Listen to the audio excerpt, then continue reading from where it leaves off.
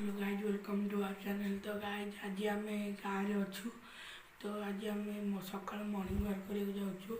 एवं टाइम हो देखो तो 5:22 तो ये आम जीव मॉर्निंग वर्क करने। तो बाटर आमको सुंदर नज़ारा देखा मिल तो आप सब देखेबी। तो ता पूर्व आप चैनल को लाइक शेयर सब्सक्राइब न कर दिंतु। तो सांग मैंने आम एम नालबंध को उठी गलुणु। तो देखिपे एपट साइड पानी। तो आगे आगे चलती मो भौणी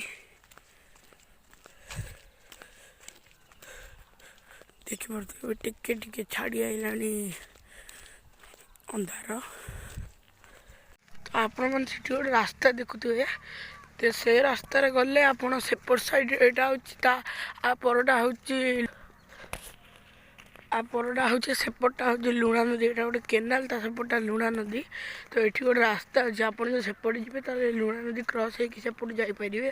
सेपटे हरराजपुर तापर एम सब गाँ अच्छी।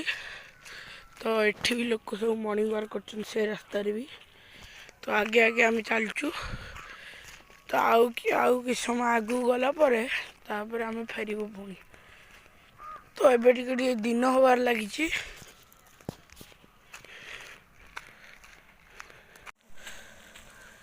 तो सामने आम जाऊँ देखिए सब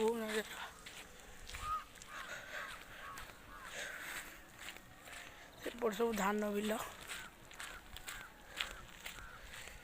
तो एपटे हूँ केनाल।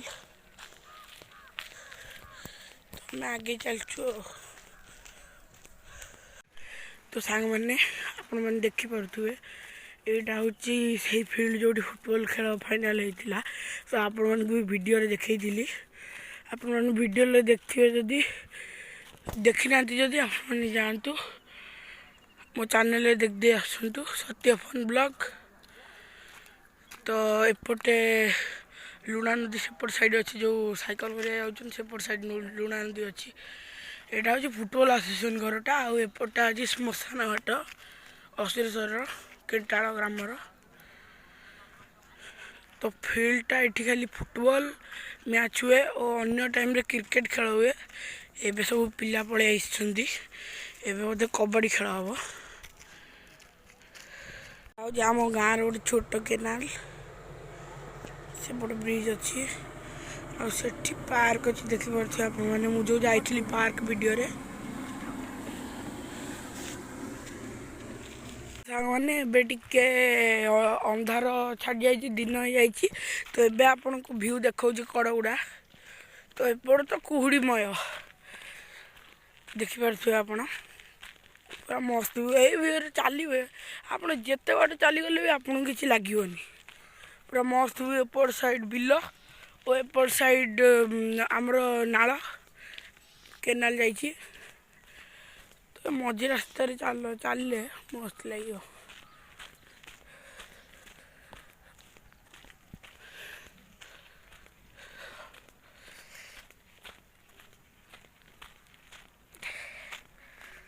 पूरा मस्त रास्ताटा।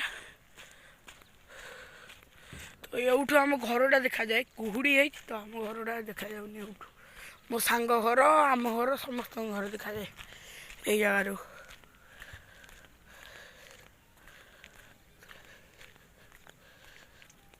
सेपट साइड तो लुणा नदी जाइए।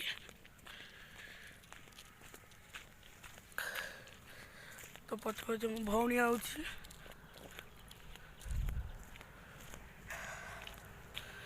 आगे आगे हम दादा पलैले पूरा आगे बहुत आगे पलैले।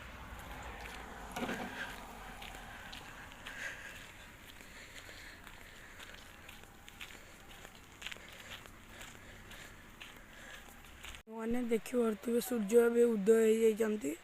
तो हेल्ले भी कुहुड़ी अच्छी।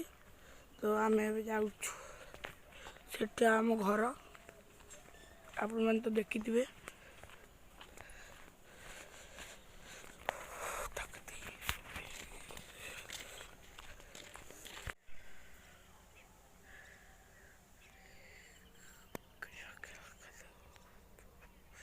तो सांग मैंने आम घरे पहुँची गलुणु। तो ये आम जाऊँ घर को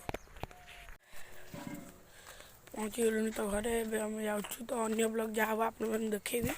ସାଙ୍ଗମାନେ ଆମେ ଯାଉଛୁ ଏବେ ବାଉଁଶ ବୁଦା ଭିତରକୁ। ଆମ ଘର ପାଖରେ ଗୋଟେ ବାଉଁଶ ବୁଦାରେ ଥିଲା, ତା ଭିତରକୁ ଆମେ ଯାଉଛୁ ଆଡ଼ଭେଞ୍ଚର କରିକି ଆସିବୁ। ତ ଆ ବିଷୟରେ ବହୁତ ଆମେ ଭୂତ କାହାଣୀ ଶୁଣିଛୁ ଜଣଙ୍କ ଠାରୁ। ତ ଯିବା, ଆସନ୍ତୁ ବୁଲିକି ଆସିବା ବାଉଁଶ ବୁଦା ଭିତରେ। ତ ଏବେ ବାଉଁଶ ବୁଦା ଭିତରୁ ଆମେ ପଶିଗଲୁଣି। এই সাপ ধরবে এই চাল পড়ে এই চাল পড়ে চাল এই পিকু পড়ে চাল ପଳେଇବା। ନାଇଁ ନାଇଁ ଆସିଛୁ ମାନେ କମ୍ପ୍ଲିଟ୍ ଜଲ୍ଦି ଆମକୁ ଦେଖାଯାଉଛି, ଦେଖିପାରୁଥିବେ ଆମ ଜେଜେମା ବସୁଛନ୍ତି।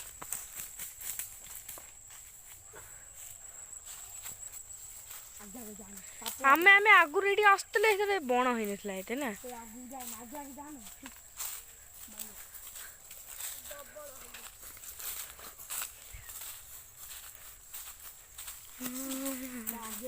ଆମେ ଏଠି ପାର୍କ କରିନଥିଲେ। ତ ଆମେ ଆଗରୁ ଏଠି ବହୁତ ଆଗରୁ ଆସିଥିଲୁ, କାରଣ ଏଠି ଜଙ୍ଗଲ ନଥିଲା, ଏବେ ପୁରା ଜଙ୍ଗଲ ହେଇଯାଇଛି ଆ ଭିତରଟା।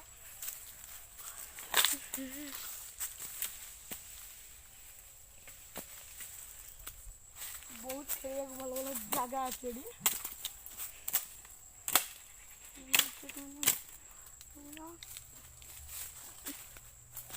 ଏବେ ଟିକେ ଖୋଲା ଜାଗା ଆସିବା ଭିତରେ ସେଇ ଜାଗାଟା ବହୁତ ଡରା ବୁନଥିଲା। ସେଇ ଜାଗାଟା ପଛ ଯୋଉ ଭିଡ଼ିଓଟା ଆମେ ଛାଡ଼ିକି ଆସିଲୁ ଜାଗାଟା।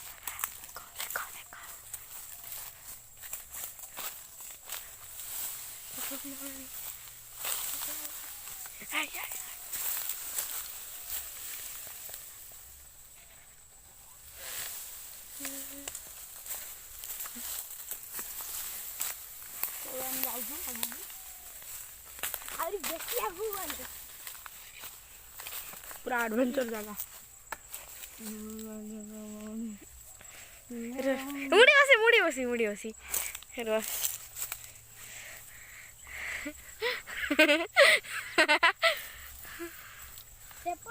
ବଢ଼ିଆ ଜାଗା। ମୁଁ ବସିବି